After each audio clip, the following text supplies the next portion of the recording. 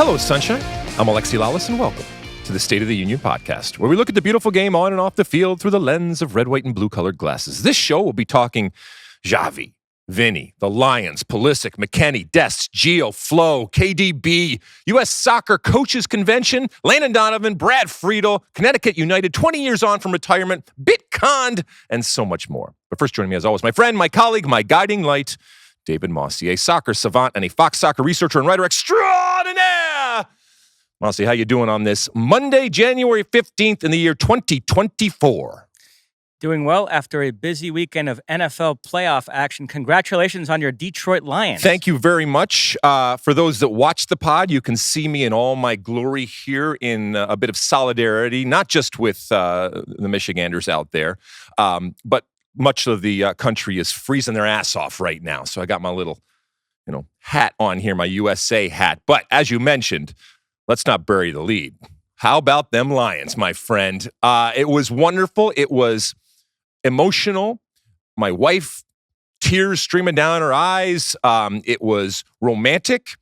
It was also interesting, Mosse, as I was watching this game, and for those that maybe don't follow American football or whatever, first time in 30 years that the Detroit Lions have won a home playoff game, and it was just just a wonderful celebration of a city, obviously, that means a tremendous amount to me, an area of of the world that made me who I am.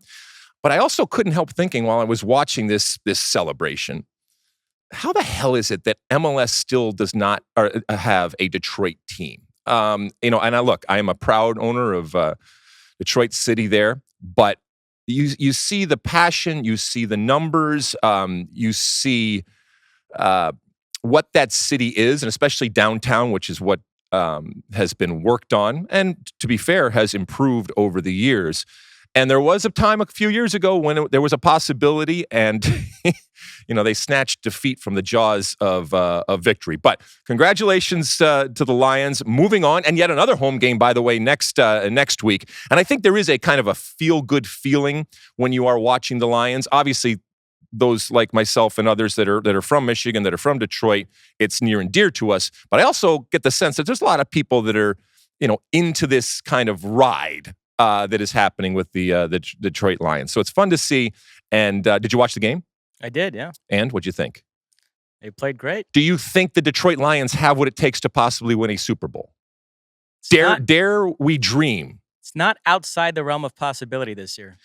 And you know who's not winning a Super Bowl are the Cowboys over there of Dallas. They flame out. They bomb out to the cheese people up there. The Green Bay people down there in Dallas came in and said, no, not so fast. So it was an interesting day of American football that we watched. The Kansas City Chiefs also victorious. I don't think we've discussed this on the pod. Where are you on this whole Taylor Swift situation? I don't particularly understand the angst relative to the amount of times that Taylor Swift is showing. This is one of the most famous people in the world showing up at an entertainment event, which is what these games are. I don't think it's a distraction. I think, to be quite honest with you, it brings more people into the tent. And even if you're the NFL, I know they can pick and choose, unlike soccer, that we want as many people to come in as possible. But even for the NFL, which is why you are seeing it, and it has not been kiboshed, and there are times throughout the game that you are going to see here, that because it rates, literally it rates in terms of ratings. People care. People will watch. It doesn't detract from my viewing pleasure of a football game. Raise my hand. I'm not the biggest football fan out there. But I think if you are bent out of shape because they show Taylor Swift in the audience. I mean, last night we saw Eminem in the audience on a consistent basis. Nobody's screaming and yelling about that. So this is a big celebrity that's at a game, that's celebrating, that has a connection on the field to somebody on the field. And even if she didn't, by the way, she's still one of the biggest stars in the world going to the game. So I don't get what all the hoopla is about. Have you ever done any swag surfing? What's swag surfing? That's back and forth? Was that with the dance that they were doing? Correct. I didn't know it actually had a name. I can guarantee you that I have never done any swag surfing. And, I know people said it's cringy and all that kind of stuff. Look, it must be difficult for her nobody is authentic ultimately that is in that type of limelight. But to the extent that she is at least trying to be in this moment, she should just say, screw everybody. Who cares what everybody else says? Have fun. Do what you're going to do. If it lasts forever, great. If it lasts for another week, who cares? Have fun. Enjoy the game. It didn't take away, as far as I'm concerned, with the experience of watching the game. And not for nothing, but the Chiefs won in a really cold game and a really cold field. And so if they can continue to win, that's a good thing. No matter what, she's going to be blamed. And, the Yoko Ono type of of phenomenon will happen. But, I don't listen to her from a artistic perspective. I don't listen to a lot of her music, but she's incredibly talented and legendarily successful in what she is doing. So I don't know. I don't get all the craziness going around. Did you watch anything interesting? I did. Last night, a new season of True Detective got underway. Ooh. Starring Jodie Foster. But you're watching it episode to episode now because the whole thing is not done. Correct. Week to week. This season looks very promising. Great reviews. I've been reading some of the reviews. I mean, Jodie Foster, it's hard not to have a good product when you have somebody of that quality. But she's also, coming in the heels of some pretty big stars and some recognizable and, I think everybody agreed, pretty awesome types of previous seasons. So she's got a lot to live up to, but it sounds like so far, so good. So far, so good. Ooh, okay. I can't wait till that ultimately finishes, because as we know, for those that have listened or haven't listened, I guess, my steadfast rule is I will only watch something if I can binge it. It has to be either a limited series or it just has to come to its finality. And there are no more episodes. I thought I had mentioned this before, but I don't think that I did. But I watched a documentary called Bitconned. Have you heard about this? No. It's on Netflix, and it's about three dudes. I mean, let's be honest, three douches, if you really look at it, that kind of exploit this, the cryptocurrency market out there. Not just exploit the market, but scam a bunch of people out of millions of dollars and investors out of millions of dollars. And look, you end up just feeling dirty at the end of it. And you certainly don't look at these young men in any shining light. Look, it's one thing to kind of fake it till you make it. I get that. And sometimes you have to appear more than you are in order to get what you want. That's different than actively going out there trying to deceive people and in the process taking their money that they're never ever going to get back. Now, I know the cryptocurrency world is kind of dark and is kind of ripe for this type of stuff, and I think this documentary shows how ripe it has been. Also shows something that is as old as time, where if it's too good to be true, it probably isn't true. But people get big eyes, especially on new and emerging types of investment out there, and they want to get in. They want to get in on the ground floor, and they want to ride it, and they want to make a lot of money. And like I said, sometimes it blinds you to the reality. Even for some very, very smart people, some people that have had incredible success, some very rich people out there, it's amazing how easily you can detach money from them. And this documentary shows it. So I do recommend it. It's on Netflix, like I said. Should we light this candle, my friend? Let's do it. Where should we start? Let's start with the Spanish Super Cup final in Saudi Arabia. Real Madrid with a 4-1 win over Barcelona. Vinicius Jr. with a first-half hat trick. Rodrigo got the other. Lewandowski scored for Barcelona, who had Araujo sent off. We'll end by talking about the Saudi Arabia aspect of this, but a couple of thoughts on the match. Vinicius, the first Brazilian to score a hat-trick in a Clásico since Romario in '94, which is interesting when you consider the players who have played in this rivalry. Ronaldo on both sides, Rivaldo, Ronaldinho, Kaká, Neymar. Did you watch the Romario clip I sent you from his hat-trick in '94? Well, I mean, Vinny loves Romario. There's, an homage. He readily admits that he's one of his one of his idols, and if not his main idol. Well, Mosse, when I think of a Spanish Super Cup, I always think about Saudi Arabia. That's the first thing that I think about. I think that that's, in a bigger picture way of looking this, we're going to be heading to Saudi Arabia a lot over the next years. They have a tremendous amount of money. They have a tremendous amount of ambition. Having said that, the actual game on the field was incredibly enjoyable, and certainly from a Real Madrid perspective, but it also did bring up, a lot of interesting thoughts as to, especially from the Barcelona side. And so we should definitely get into that. But all in all, great goals can be debated. But there was only one team ultimately in this, despite the goal. And even the red card, it was a fait accompli still. It was over. On the day that Ancelotti officially spurned Brazil and re-signed with Real Madrid, I fired off a bunch of tweets about it, acknowledged that it was a very bad thing. But I did say the silver lining was Ancelotti continuing to manage Vinicius, Rodrigo, and Endrick, who's arriving next season on a daily basis, would virtually ensure that they would arrive at the next World Cup in the best possible form at club level.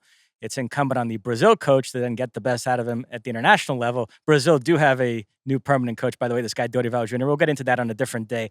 But I continue to marvel at the job Ancelotti has done with Vinicius. This guy could not finish, and now he's become absolutely deadly in front of goal. I mean, Ancelotti, I don't know if you can put your finger on his greatness. And it's one thing, just the results, obviously, they speak for themselves. But I do think that there is a less is more type of approach.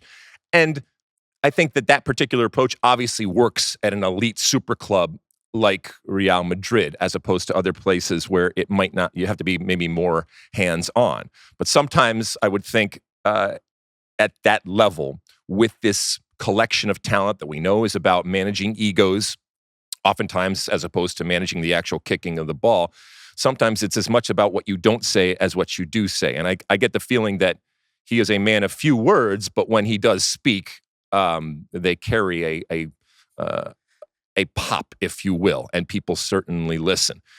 On the other side, this Barcelona team, because if you watch this game, as much credit as Ancelotti will get, there is a part of me that looks at this game and says, when Xavi was hired, it was almost a messiah type of situation here.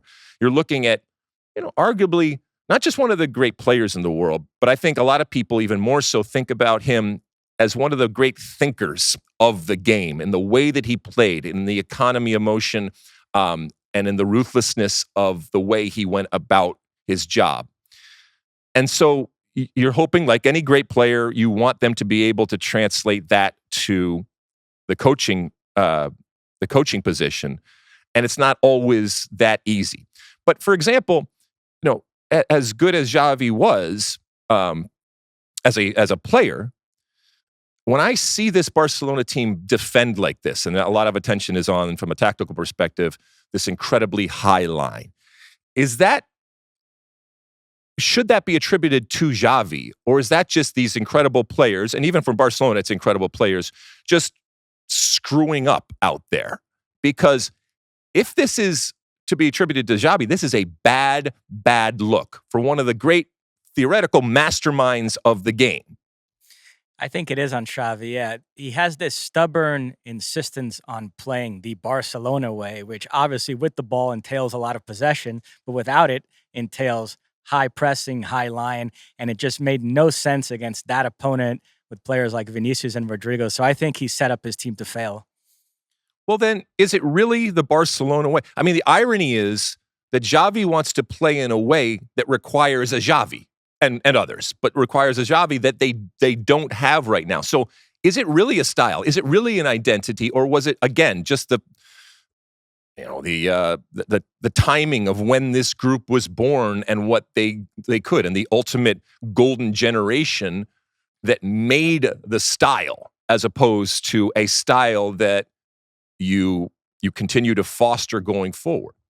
Yeah, they're chasing ghosts there. I agree with you. Now, it's interesting. We've talked about this. Spain has been able to maintain that style and play at a high level, regardless of who the coach is, regardless of who the players are. But with Barcelona, it's been a bit more of a struggle. Although even Spain, the trophies have dried up ever since that generation exited the scene. So, yeah, I think you're always in trouble when you're insisting on a certain style of play when you maybe don't have the pieces to execute it as well as you did in the past. Well, speaking of being in trouble, we were watching, for those that watched the Cowboys game, Jerry Jones was not happy after the game, and we know that he does not suffer fools. Is this a situation where you think that Xavi is in trouble? It's trending in the wrong direction. I don't think he's in trouble yet, but after winning La Liga last season, it does feel like they're regressing there. To hop back to Real Madrid for 1 second, with Bellingham flourishing in this sort of false nine role, even though he didn't score, I thought he was sensational in that game.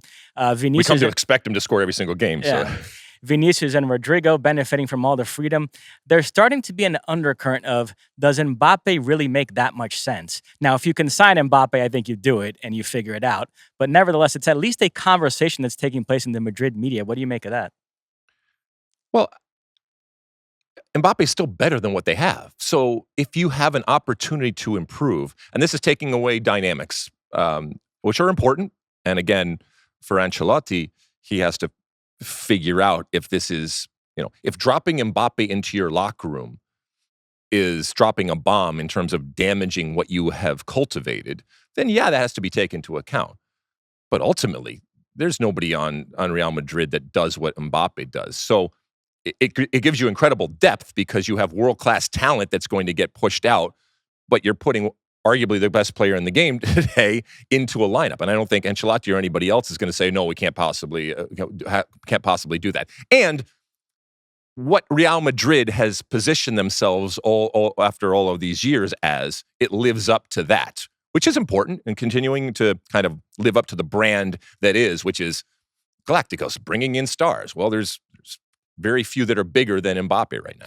You mentioned Saudi Arabia. It was a decidedly pro-Real Madrid crowd, which I think speaks to, in this post-Messi era, how much Barcelona have kind of lost their pizzazz. But you are reading reports about the bubble bursting in Saudi Arabia a little bit. Attendance for the Saudi League games hasn't been that high. The government is talking about cutting back on the spending. And some of the players that went over there are feeling disenchanted and want to come back, including Karim Benzema, who's been linked to all sorts of teams, including LAFC. What do you make of that? Mosse, these players are not going to Saudi Arabia for the entertainment and the culture and the food and the lifestyle. They're going because they're getting a boatload of money. So it's not surprising to me that some of them, especially players like Benzema that already have a boatload of money, if and when it gets old. I don't think it's necessarily an eye-opening surprise for them what the day in and day out reality of living in Saudi Arabia is. I just think that, they have short attention spans, and they've gotten to the point when they said, okay, well, I'm making a boatload of money. It's not as fun.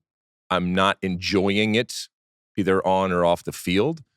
And there might be other things and other places where I'm not making as much money, but that other 22 and a half hours is much more palatable. And that's the advantage that someone like MLS has. And by the way, that's the advantage that MLS and North America, let's say, has over everybody in the world, in that it is attractive. There are people that want to go. I mean, this the same thing I've said before.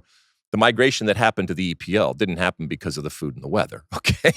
It happened because they were paid a boatload of money. So that type of migration can happen again, and in particular, and especially to a place that is already attractive. Although, as you mentioned, the 2034 World Cup is in Saudi Arabia, so we're going to keep going there in the coming years. The Italian Super Cup takes place in Saudi Arabia this upcoming week. Same format as the Spanish one, 4 teams.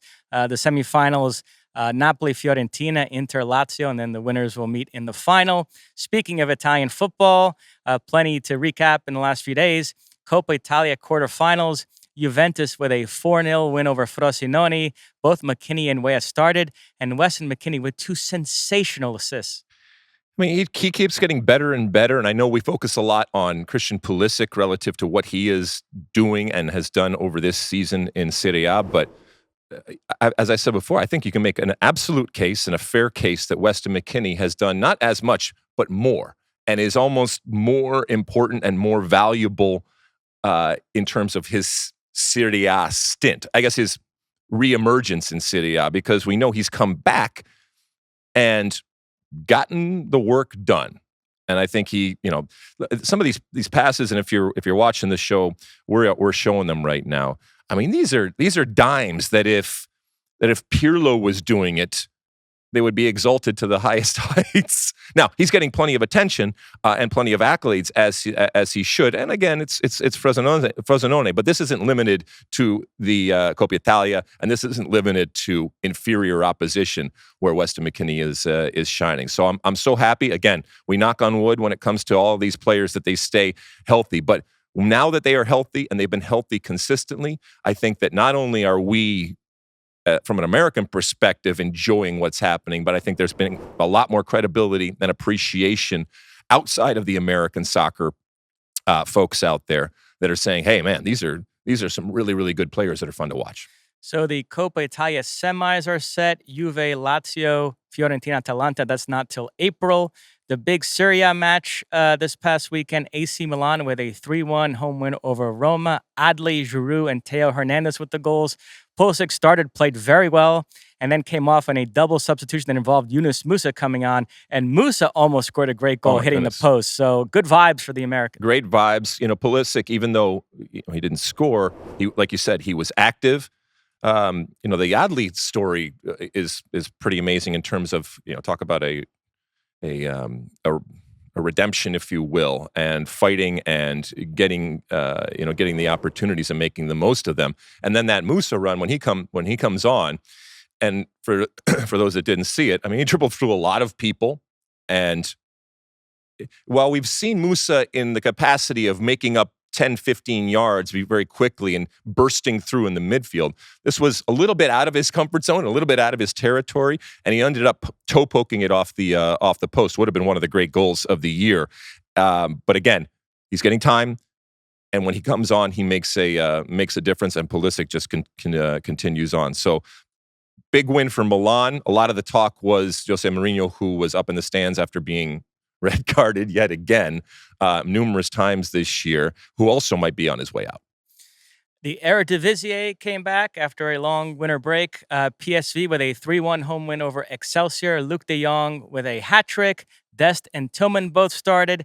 Dest assisted Luc de Jong's second goal with a lovely cross, and then Pepe came on late, replacing Luc de Jong. Yeah, and from a national team perspective, we've seen Sergino Dest on both sides, and we've often made the argument that there's a real possibility that he is maybe the best outside back on both sides for the national team, with all due respect to Jedi Robinson.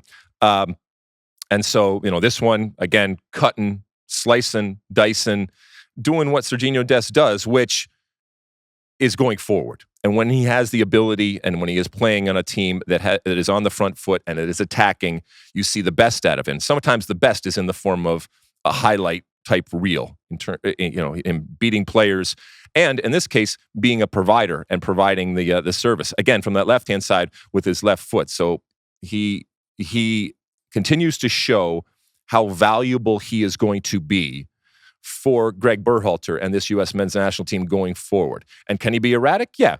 Can he be problematic on the field? We already saw that. I think that, as I've said before, I don't think that that's a major problem, but again, it seems like every week there's another one. And by the way, he'll tell you about it if you just follow him on Instagram. So if you miss it on any of the highlight shows or anything like that, just pull up his Instagram, because he will be more than happy to tell you how great he is and what his latest exploits are in terms of beating players and tricks and flicks.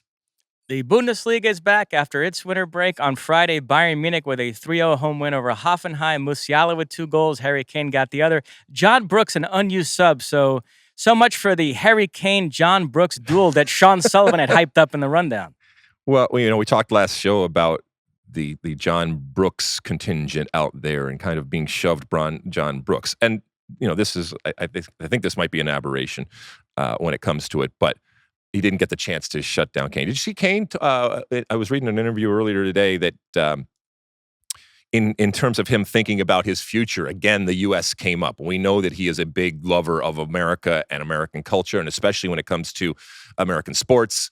Talked again about, even potentially going to NFL and kicking and all that kind of stuff. I will say, because this is a kind of evergreen topic about soccer players kicking field goals.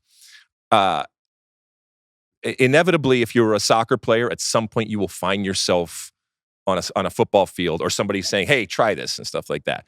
And what you will figure out very, very quickly is that it takes a whole lot more skill and unique skill than just being able to kick a ball. Obviously, the ball in and of itself is different.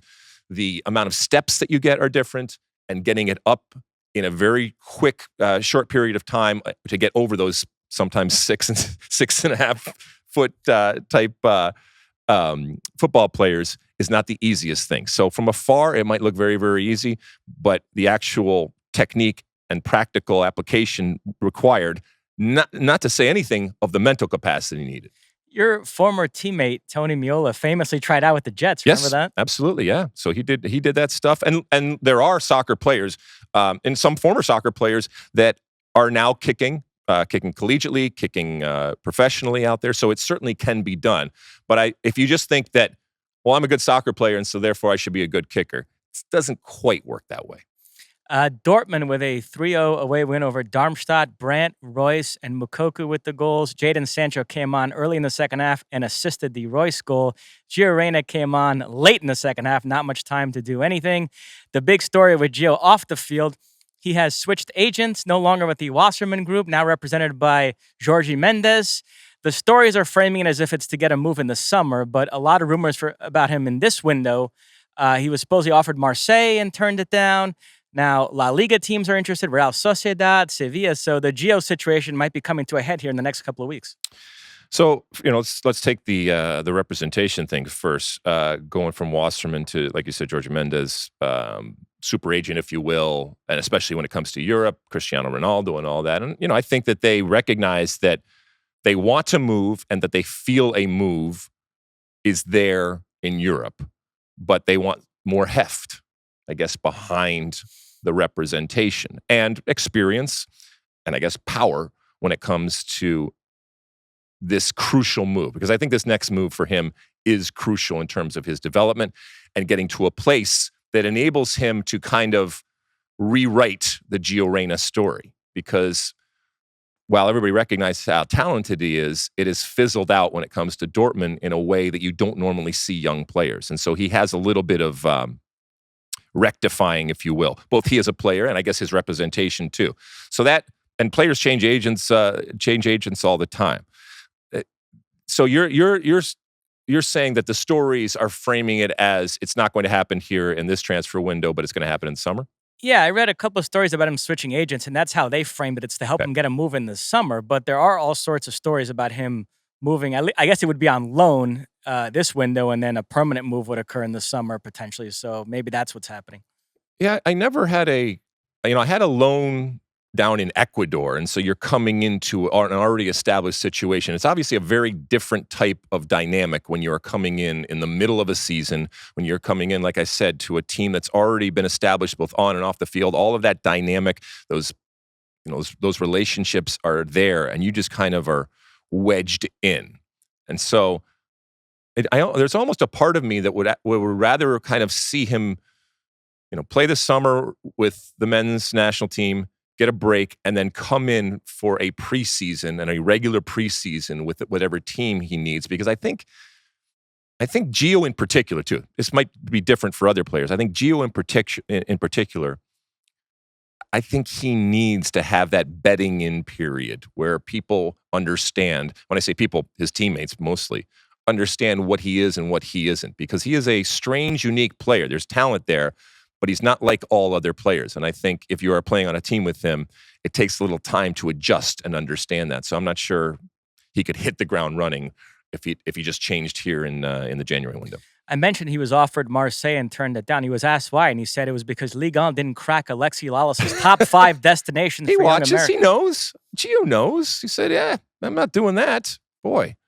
What else? Elsewhere in the Bundesliga, Brendan Aronson got a rare start in Union Berlin's 0-0 draw against Freiburg, and Jordan Pefok scored for Gladbach in their win over Stuttgart. All right. Scoring goals from Americans is good. Don't need me to tell you that. And the Brendan Aronson story, I'm glad that he got a start. We are seeing more and more players that have gone over to Europe, and while oftentimes we hear the Cinderella stories and the wonderful stories, we don't always hear the stories when it comes to players that have had struggles and difficulties and challenges. And I don't think that Brendan Aronson has failed over in Europe, but it would be interested if it doesn't click, if it doesn't kick on from here, what that move is. But he's getting a start, which is great. So he's on the field. So far, so good. But that's his first start since October. So it's slim pickings when it comes to Brendan Aronson. Mentioned Pefok scoring. One American who did not find the back of the net is Folarin Balogun. Monaco suffered a 3-1 home defeat to Hans. Balogun didn't start, came on at halftime, didn't provide much of a spark. The Monaco coach, Adi Hutter, said afterwards that Balogun going through a rough patch, but he's young, he's learning, his attitude's been good, so his coach trying to circle the wagons a little bit. Yeah, almost all these young players go through this moment of there's this look at this shiny new object that we have. And they can get caught up in it. We can get caught up in it. And then they kind of settle into a different type of level.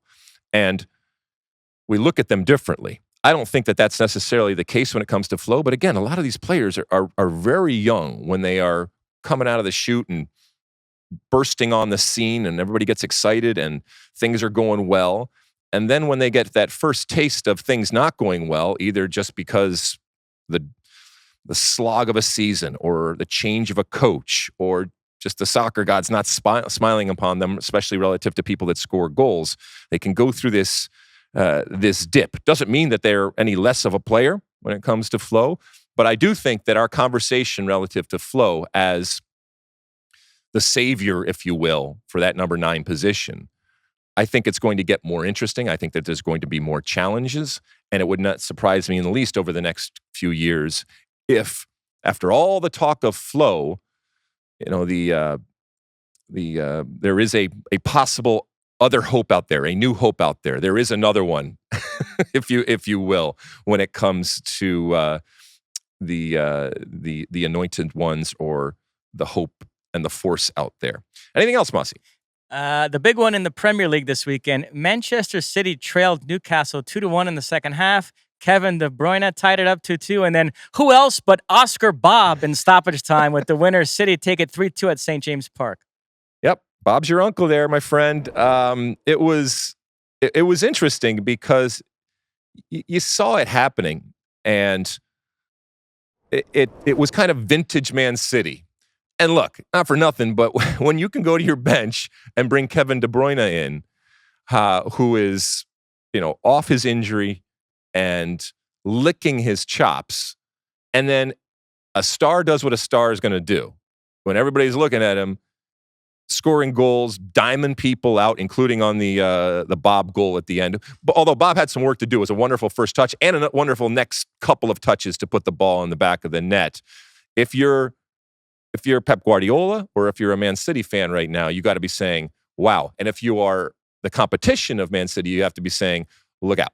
Speaking of the competition, I spoke to our boss, Zach Kenworthy, a big Liverpool fan, and he's happy Liverpool are atop the table, but even he acknowledged City have had their wobble and they're still right there. And now with De Bruyne back, they're going to be very tough to beat. But he does seem to think that they are going to put their eggs in the international basket, in Champions League basket, and that from a league perspective, that he's sitting pretty with his Liverpool team right now. Really? Yeah. Boy, so we had two very different conversations with him. Yeah, that's not what he said to me. But you didn't think so?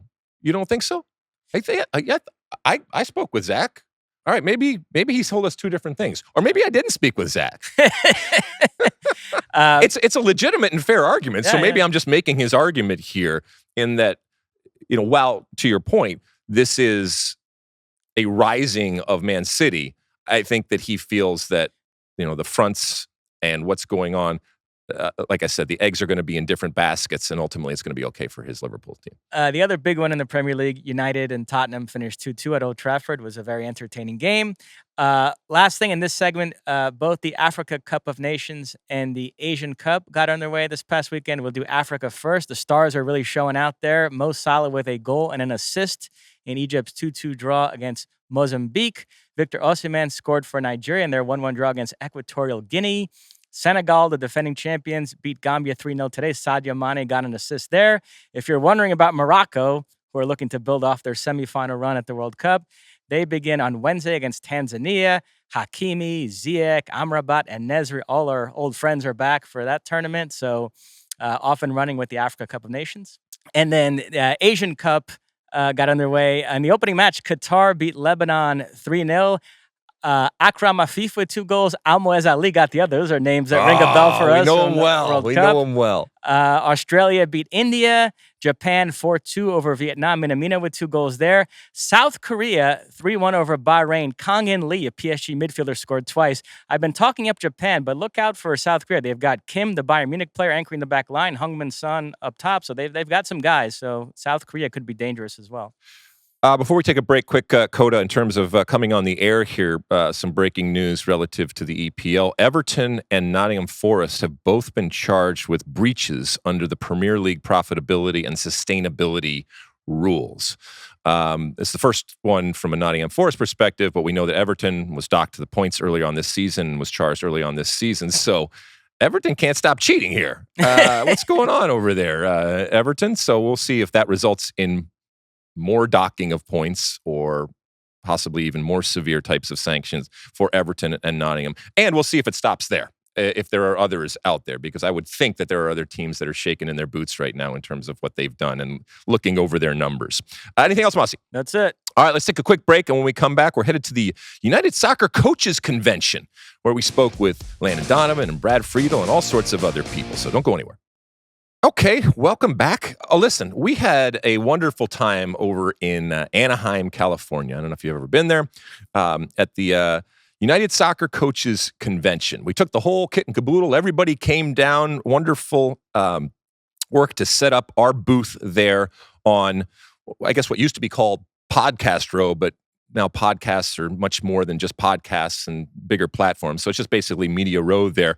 All sorts of our friends and different people out there talking about the game and talking about the American game, and it was fun. And there are all sorts of personalities that are there that are coming through. Stuff that we had scheduled, stuff that we didn't even have scheduled, just brought them in. It was fun to work with you down there and to see a lot of people who came by. So many people came by telling us that they listened to the pod, they watched the pod, they love the pod. And it warmed the cockles of our heart to hear that time and time again. As I said, we talked to a lot of different people. Oh, I also should say, shout out to Brecken Mozingo. You might remember her when I went to St. Louis for the Missouri Athletic Club Herman Award. She was one of the finalists, and she got drafted in the NWSL draft, which was actually happening at the United Soccer Coaches Convention. So congratulations to her. She got drafted by the Utah Royals. She is from Utah, so she's going to be playing at home if that all goes the way we think it would. But, as I mentioned, we talked to a lot of different people. And one of the questions that I asked was, give me your best and worst thing about American soccer. We had many more questions, and you'll be able to see and hear all of the interviews on YouTube. We'll put them all up there. But we basically coalesced it, and when I say we, I mean Sean, put it together, this supercut, if you will, of many of the people that we talked to answering that question. Give me the best thing about American soccer and the worst thing. Joining us now, the great Landon Donovan. Thank you for coming on the pod here. Best thing about American soccer and the worst thing about American soccer. I mean, that's a big question. I know, exactly. Could be on the field, could be off the field, could be big thing, little thing. Well, I don't want to get in trouble here, so I tend to do that when I speak. We get in trouble. When I talk to you, I get in trouble. Show. Best thing about American soccer is, I think it's diversity.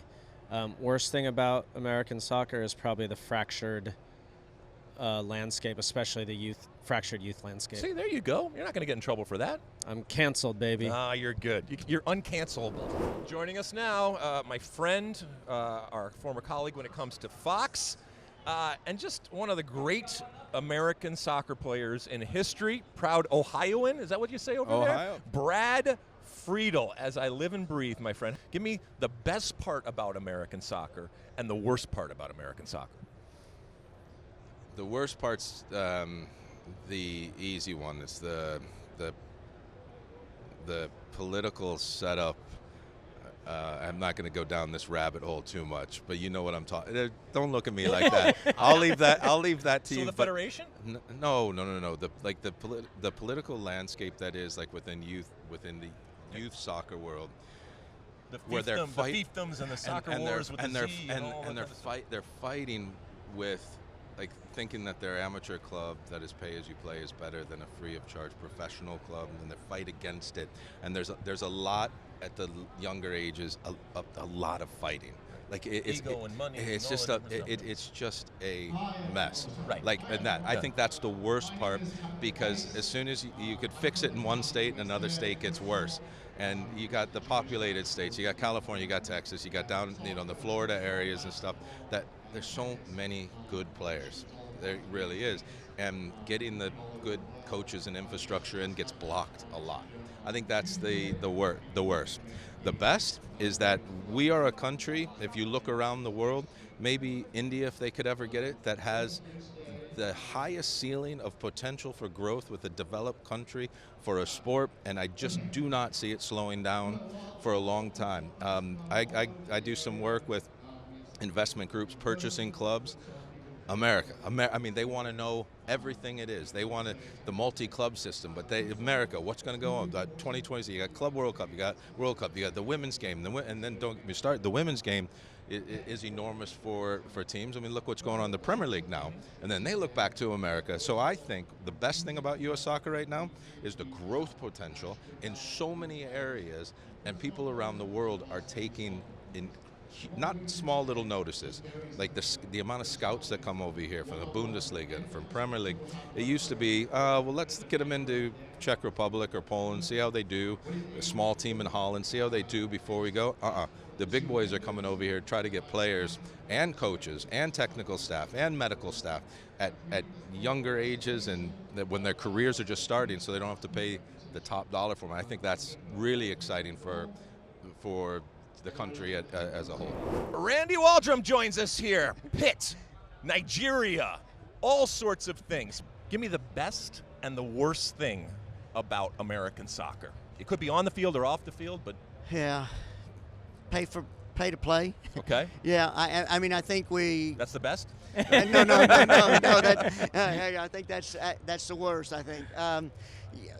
We've been fortunate over the years to see the growth of the game. Mm-hmm. So we're in such a different place with the growth and the talent pool that we're putting out and the player.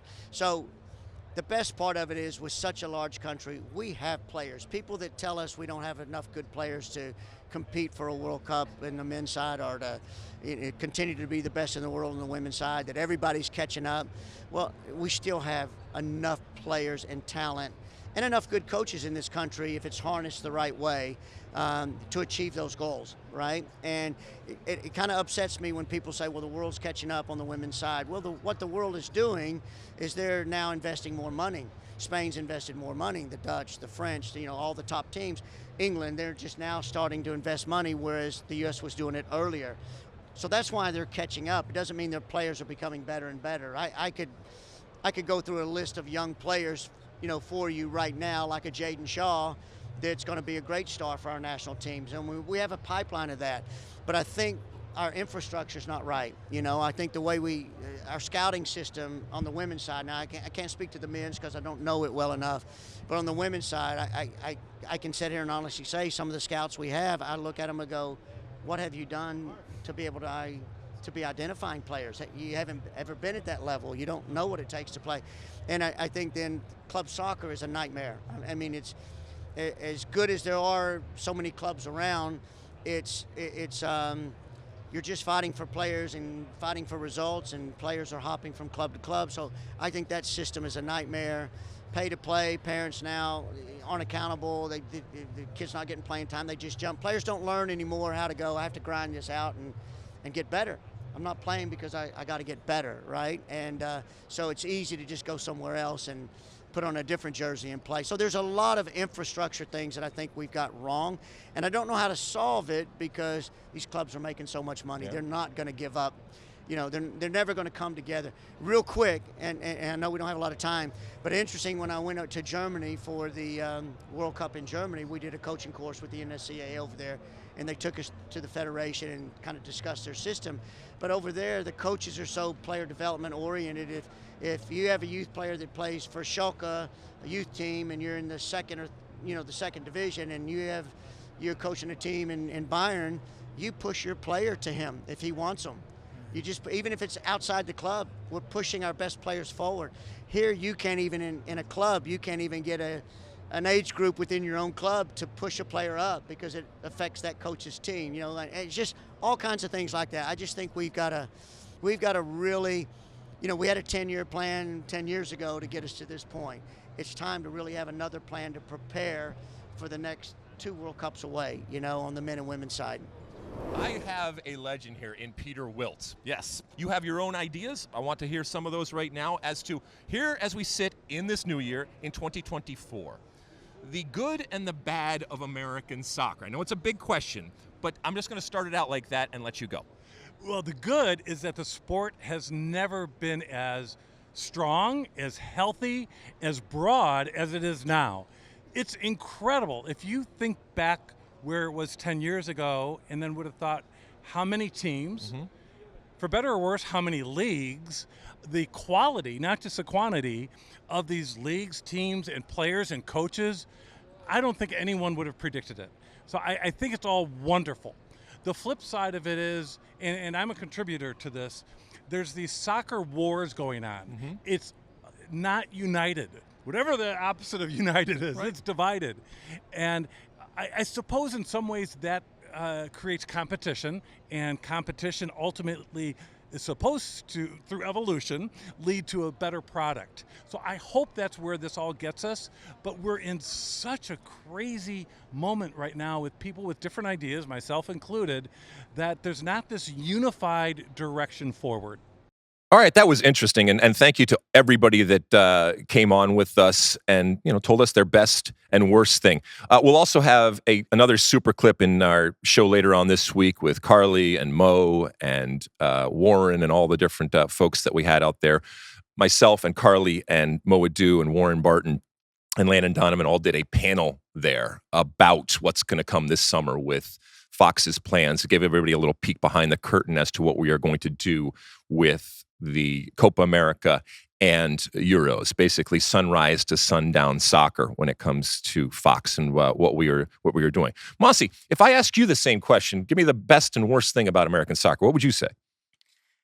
The best would be the untapped potential still.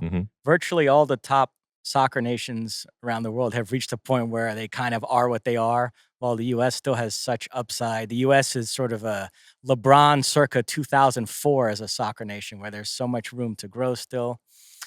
The worst, I don't know if it's the worst, but something I don't love sometimes is the discourse on social media. In general, sports media now, it's become too much this prism of courage and cowardice, while it should be a prism of smart and stupid. I think, too many people get credit for just being hypercritical, and that shows that you're willing to go after people, but a lot of times the criticisms don't make any sense. So we've made a virtue out of just being loud and criticizing people. We act like that's a virtue in and of itself. Well, I dare not ask you where you put me on that spectrum, or what side you put me on in terms of smart and stupid. So if someone were to ask me, and I'll finish up our segment with this, best and worst. When it comes to the worst, and I've often talked about this, and it doesn't apply to everybody, but it certainly applies to a lot. And I will raise my hand. This certainly applies to me at times. The insecurity that we have, the inferiority complex that we talk about that is legendary, the seemingly not just evergreen, but almost need to eat our own and or apologize for what we aren't as a soccer nation, either from what we are doing on and off the field. And I guess all that culminates into these soccer wars with a Z. I think that they take a tremendous amount of effort and time and resources that could be spent so much better on other things. I don't necessarily agree with you in terms of the criticism and the analysis and the debate and even the cynicism out there. I don't think that in and of itself is problematic. So that's the worst thing. The best thing is, and it maybe is the yin and the yang of us as American soccer members of the community out there, is this unique and quirky American soccer culture that has risen out of obscurity and out of the niche, and it's passionate, it's vibrant, it's discerning, It is intelligent, and I would even argue more intelligent than many cultures out there, probably out of necessity.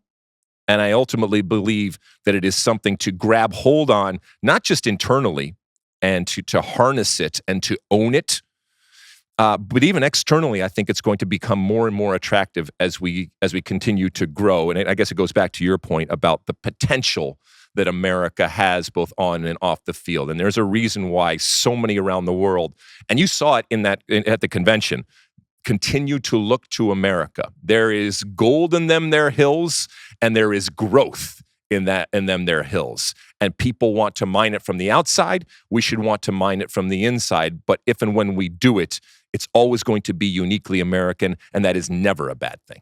Can I just second what you said? I had a great time down there. Everybody was super friendly. I didn't stick around for the panel. My goal was to be on the 405 by 405. And you were. Which I achieved. But yeah, it is funny, this sort of like quasi level of fame I have now. When I'm next to you and somebody comes up for a picture, it's 50-50 whether they want me in it or taking it. And sometimes I misread the body language. I'm like, of course you can have a picture. And then they hand me the camera. Like, okay, just make sure you get Alexi and I vertical and horizontal. Ladies and gentlemen, David Mosse is not framing this correctly. He is a star. People love him. They want to hang out with him. They want to pick his brain. He is a reluctant star. I will give you that. But he's becoming a little bit more comfortable as we go along with the notoriety and I guess the fame that has come with this. And I love it. It makes me so happy when people recognize you in a positive way. And 99.999% is positive in terms of the interactions that you have. I hope I'm not speaking for you here, but it shows how important you are to what we do here, and also shows how this has grown year after year after year. So it was fun to see him in the midst of all of these soccer people in tracksuits as far as the eye can see, and all sorts of booths that are selling this and that, some huge brands and some tiny little brands, people that are built millions and millions of dollars into it, and people are just starting out as new entrepreneurs, if you will, in the soccer market, all brought together because of the love of the game and because of, again, that potential that we talk about in the U.S. Did you enjoy the lunch that Aaron Schechter got you? She made a run to the food truck, got everybody food except me. So I was wondering how. You didn't get anything? Yeah, I enjoyed it. It was really good. But you should expect that from her. I mean, listen, she's a tough nut to crack. But this whole production goes away without her. So do not irritate her, please. On a serious note, it was great to have her there and Kyla and Sean Sullivan. And just see the crew sort of out of their element, out of the studio. They did a great job. And as you can hear, you can hear the quality and what they did, both in terms of the audio and the video. And they worked their ass off and set us up. And again, it takes a village, my friends. So it was fun. Thanks also again to Mo and Warren and Carli and Landon Donovan for participating in that panel. They were all wonderful. It was a couple hundred people, jam-packed, and it was really fun to hear about the way that they're thinking about this summer, which is so important. All right, let's take another quick break, and when we come back, it's time for Ask Alexi. Okay, welcome back. It's time for Ask Alexi, that part of the show where you send in your comments, questions, and concerns. And keep in mind that our handle out there on the social media platforms is SOTU with Alexi. And use that hashtag AskAlexi. Or you can call into our State of the Union podcast hotline, which is 657-549-2297, 657-549-2297. What do the folks want to know this show, Mosse? First up, a voicemail. Let's take a listen right now. Hey, Alexi. Hey, Mosse. This is Luke from Atlanta. I just have a question for both of you. First, what is your most down-to-earth, realistic expectation for what you think the U.S. men's national team is going to do at Copa America this summer? And what is your most hopeful, realistic expectation for what they could do this summer? Thanks, and I love the podcast. Appreciate it, guys. Bye. Okay, thank you, Luke from Atlanta. All right. Just a reminder, just so people know, U.S. is in Group C, the United States, Uruguay, Panama, and Bolivia. They would, if they get out of this group, they would then be bracketed up in the knockout rounds with Group D, which right now has Brazil, Colombia, and Paraguay, and to be named later, right? Is that right? Correct. Okay. So the pathway to a Copa America title for the U.S. goes through that group D. So best case scenario is that they win it. Now, keep in mind, the United States has gone to multiple semifinals of Copa Americas in their past, whether it is Centenario or whether it was back in 1995 down in Uruguay. So that in and of itself, to go to a semifinal is not crazy. And therefore, if you're in a semifinal, anything can happen, and so it can get you to a final. So that's the best case scenario. They would have to go through, as we said, some very, very good teams, including potentially a Brazil. But we've talked a lot on this pod about what Brazil is and isn't. Neymar's not going to be involved. They are in a state of kind of flux from a World Cup qualifying campaign right now. They're going to qualify, but this isn't as if they are going through and wiping out anybody. And Colombia's just sitting there looking pretty, and they could be really, really dangerous, and maybe even more dangerous when it comes to Brazil. So that's the ultimate, and I don't think that is out of the realm of possibility. In 2024, the United States playing in a Copa America, albeit in the U.S., but with the likes of Brazil and with a Messi-led Argentina, winning a Copa America is certainly within the realm of possibility. A lot has to go right. When it comes to the minimum expectation, I guess, and this is also relative to a lot of the talk we're having with Greg Berhalter and what he has to do, I guess, in everybody's eyes. But different people believe different things. Obviously, get out of the group. So is that the minimum? If you get out of the group and then you lose to Brazil or something like that, I'm not going to be happy about it. But I guess a lot depends on how they play.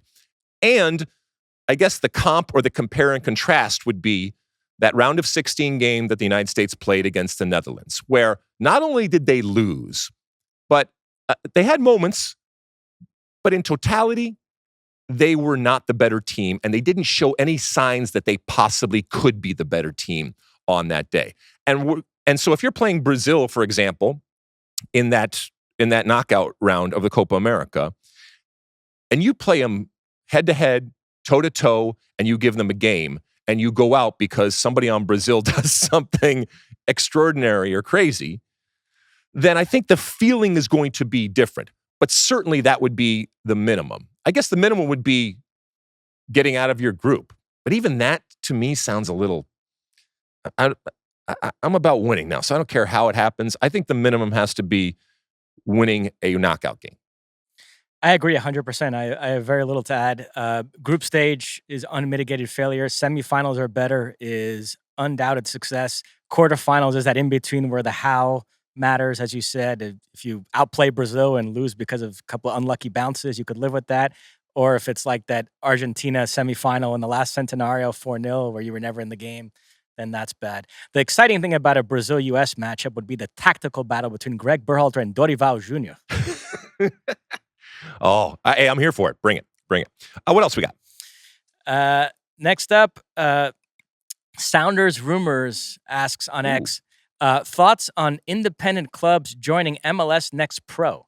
So this gets back to something, I think we might have mentioned this, but Connecticut United FC is the newest team or brand, if you will. Well, the brand's not out, but the name is out.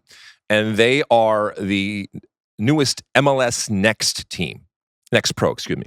Now, for those that don't know, MLS Next Pro is basically the reserve league for Major League Soccer. This started a few years ago. Before that, most of the teams played in USL. And MLS said, we're going to take it all in-house.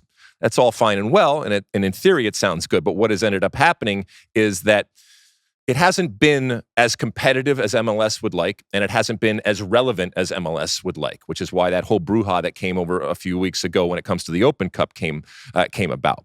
But one of the things that MLS is looking to do in order to make it more competitive and to, I guess, pump it up is to also not just have these MLS Next Pro teams that are affiliated with their parent, which would be the MLS team, but also to bring in independent teams. And that's where Connecticut comes in. Now, why would somebody want to do this? Well, we have the answer for you, and I'm not going to give it. I'm going to actually throw to Andre Swanston. You ask, who is Andre Swanston? Well, he is the founding partner of MLS Next Pro Connecticut United Football Club. He's a really interesting guy. We talked to him down in Anaheim at the coaches convention. He is the co-founder and CEO of True Optic, which is this data and streaming media advertising company that was acquired for a lot of money, which is where he made his money. And he is self-made and has always wanted to be involved in professional sports, and in this case, professional soccer. And he looked at the landscape and said, this is the best thing for me to do right now to get into it. But it was interesting to hear him talk about why he wanted to do this. So run that clip. The goal is MLS. I didn't get into this to be the owner of a lower division team.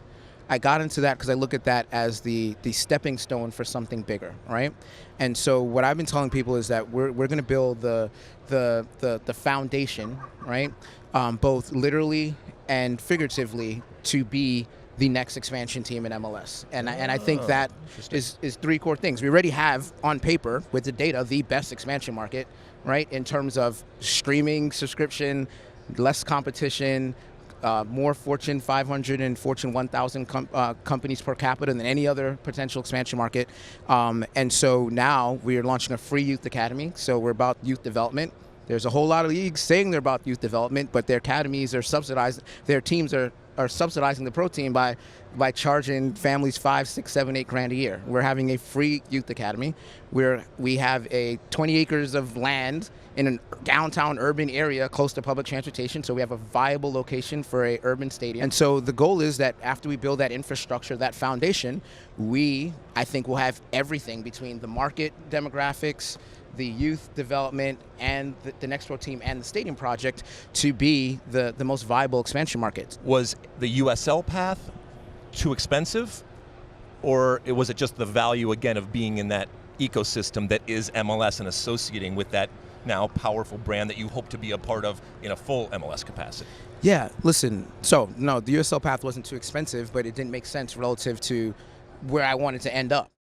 Okay, so that was Andre Swanston, the founding partner of MLS Next Pro Connecticut United Football Club, as we said. And this is an independent team that is coming into this reserve league that is MLS Next Pro. And it was really interesting to hear him talk about why and that aspirational part of it. And he laid it out very clearly. He wants this team to be a full MLS team in the future. And he sees the pathway is much clearer and much easier when he and this team is part already of the ecosystem that is MLS Next. My question would be, what if, for those that don't know, there is a team called Hartford Athletic, which plays in Connecticut and plays in the USL Championship. What if Hartford Athletic suddenly came to MLS and said, you know what, here's $500 million, half a billion dollars, which is now probably going to be the going rate for an expansion team,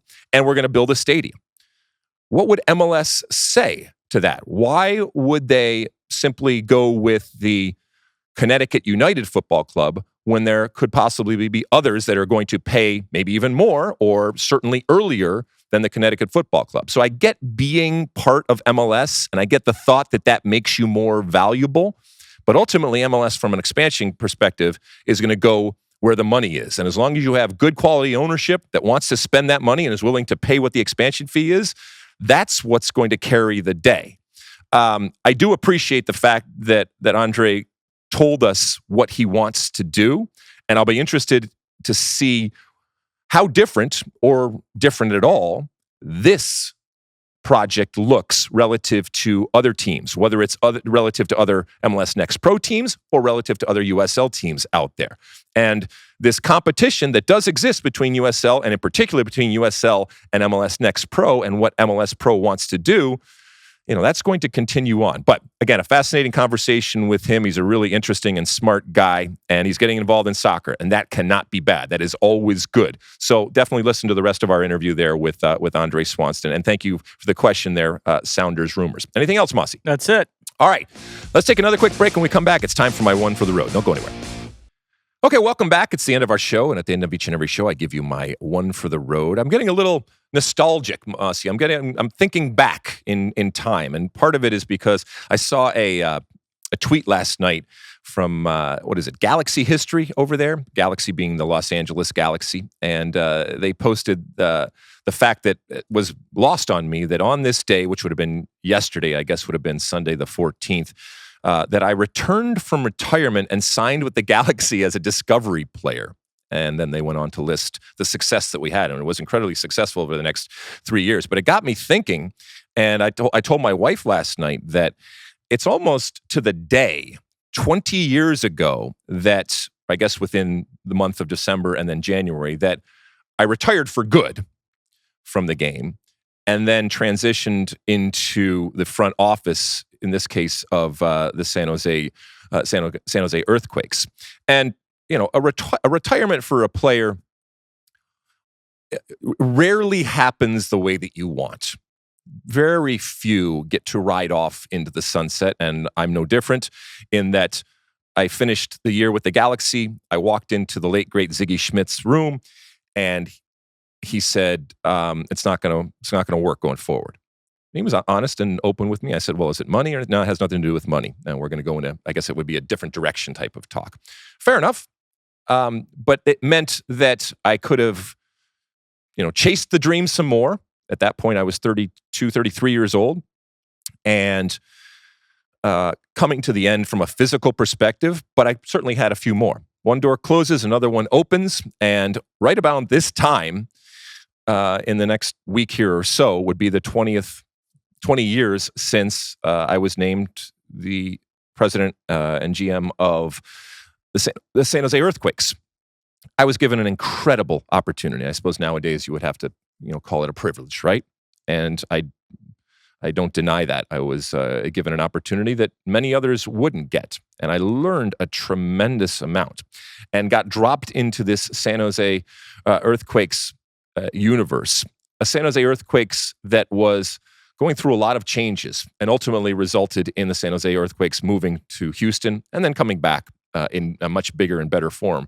But, you know, this was a staff that was looking to me and others to give them some direction as to what was going on.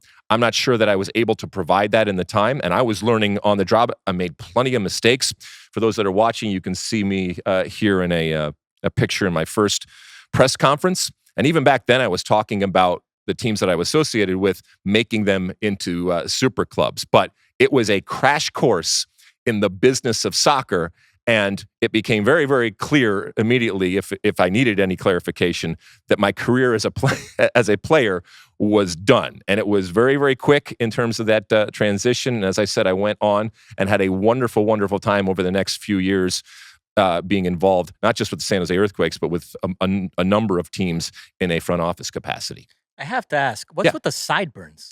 Yeah, I don't know. I think, Mosse, if you remember back in the early aughts, there was a real kind of, I guess, Euro-British mod Oasis-y thing. I know Oasis is more 90, but there was a sideburn thing because I have no recollection of really saying, oh, I have to have sideburns. And yet it made perfect sense when I was staring into the mirror to have sideburns. Do you remember that true crime doc, The Jinx, in which Robert Durst ended up confessing at the end? The guy who hosted it, Andrew Jarecki, had very similar sideburn. Look it up, folks. It's a great reference. That's the first thing I thought of when I saw that picture. Well, you know, as I said, I learned a tremendous amount, and I did a lot of different things. And, you know, I remember almost the first day I was there, going out and selling tickets door to door and doing all that. For those that are watching, you can see this picture. And for those that aren't, I will describe it as that's yours truly walking through the streets of San Jose with, I don't know, 4-inch heels, I would say, on, and cargo pants as one should, and a San Jose Earthquakes.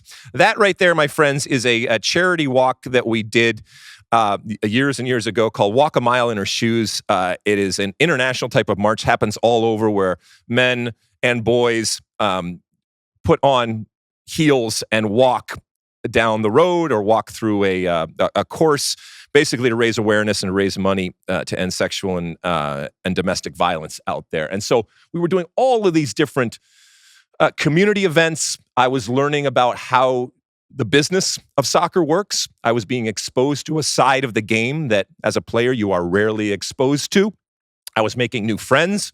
And what I was really being being exposed to and learning was an appreciation and a respect for the men and women that work each and every day to sell the game. And as I've said time and time again, as a player, you're, for understandable reasons, kind of insulated and isolated from all that. And this crash course into the business of soccer exposed me to all of these incredible men and women that work hard. And we did, so many different events, and you really had to get out there and sell. In this case, it would be the San Jose Earthquakes. I went on to the Metro Stars, and then which transitioned into the Red Bulls, and then came back to the Los Angeles. But it was still blocking and tackling and, spreading the gospel, if you will. And I don't regret it for a second. As I said, I made plenty of mistakes, and there were good times and bad times, many more good times. I still have relationships and friendships with many of the people that I met over the years at these different places. But 20 years, it doesn't seem that long ago, and yet it is. It is a long time ago. There are people that I'm meeting that weren't even born back then, and now I haven't kicked a ball in now over 20 years, and yet I'm still thankful that I'm able to make a living in this incredible sport in this incredible country. So just a little trip down memory lane when it comes to 20 years ago. So here's to another 20 years, my friend. Anything before we go, Mosse? Yeah, one last thing. The FIFA The Best ceremony is today in London. Interesting, Lionel Messi will not be attending. He doesn't want to interrupt his preseason with Inter Miami. He is one of the finalists on the men's side with Mbappe and Haaland. On the women's side, Bon Mati, Linda Caicedo, and Jennifer Hermoso. So we'll find out later today in the next few hours. Well, I was part of that pageantry last year and that ceremony last year, but I'm not this year. So obviously Messi found out that I wasn't going to be there and acted accordingly. So, that's the way that it goes. Anything before we go? That's it. Okay. Thank you for listening and downloading and subscribing and reviewing and doing all the different things that you do. As I mentioned, we'll have all sorts of content that we got a couple days ago coming out this week on the show in an edited form, and over on YouTube, you'll see all of the interviews. We have so many different people that we talk to, incredible people on and off the field that we will be putting out this week. And thanks again to the United Soccer Coaches Convention down there and all the people that enabled us to bring the show on the road. We'll be back again next week. Please stay warm and safe out there wherever you are. I know it is incredibly cold in much of the United States, so definitely stay warm. We will talk to you again later on this week. And until then, and as always, my friends, size the day.